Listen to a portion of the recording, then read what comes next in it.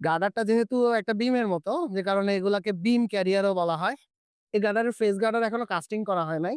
আমরা emergency bed থেকে সরানোর জন্য এটাকে লোড করছি। এই যে দেখেন ২ পাশে একটা আই বিমের মাধ্যমে এটাকে রাখা হইছে। এই যে আই বিমের গ্যাপে কিন্তু গ্যাসকেট আছে। এই গ্যাসকেট রাবার গ্যাসকেটের কারণে এবং নিচেও গ্যাসকেট আছে।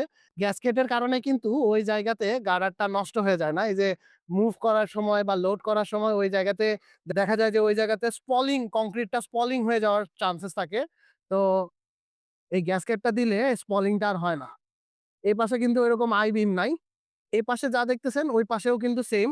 ওই পাশে মানে এটার অপোজিট পাশেরটা পাশটাতে এভাবে সাপোর্ট দেওয়া হইছে যে একটা সাপোর্ট দেওয়া হইছে। এই যে সাপোর্টের মাথায় কিন্তু আবার ওয়েজ লাগানো আছে, কাঠের ওয়েজ এবং আরেকটা চেইন পুলি দিয়ে টানা দেওয়া হইছে।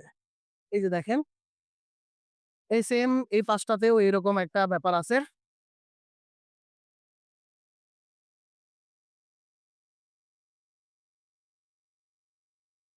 তো এই গার্ডারটা কিন্তু শিফটিং করার জন্য এখন সেফ। টিল্টিং হয়ে যাওয়ার কোনো সম্ভাবনা নাই। সো এরকম বিম ক্যারিয়ারের জন্য চেইন পুলিটা অনেক ম্যান্ডেটরি একটা জিনিস যেটা দিয়ে টানা দেওয়া থাকবে ২ পাশ থেকে। আর এরকম ২ পাশ থেকে সাপোর্ট। আমাদের মেক্সিমাম গার্ডার ট্রেলার গুলা এরকম।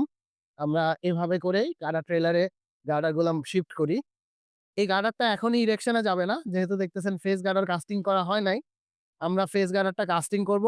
এরপরে আমরা এটাকে ইরেকশনে নিবো আরকি। ধন্যবাদ সবাইকে। আসসালামু আলাইকুম।